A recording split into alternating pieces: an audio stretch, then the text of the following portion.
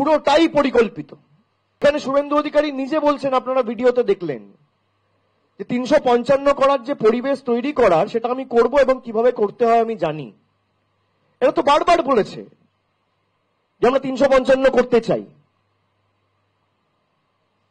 গতকালও বলেছে যে 2026-এ ভোট হবে না, সরকার ভেঙে দেবো, তার আগে নির্বাচন করব।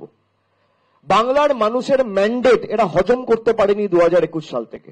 আপনি ভাবুন, যারা নিজেদের রাজনৈতিক স্বার্থ সিদ্ধিতে, স্বার্থ চরিতার্থ করতে মহিলাদের সম্ভ্রম 2000 টাকায় বিক্রি করে, সেই দলকে সারা দেশের মানুষের কাছে আমি অনুরোধ করব, ভোট দেওয়ার আগে 10 বার ভাববেন।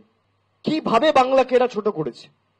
বিজেপি নেতারাই তো কথায় কথায় বলতো সন্দেশখালি করবে, তৃণমূলের চেয়ার খালি। আজকে সন্দেশখালি প্রমাণ করে দিয়েছে ভারতীয় জনতা পার্টি দলটাই জালি।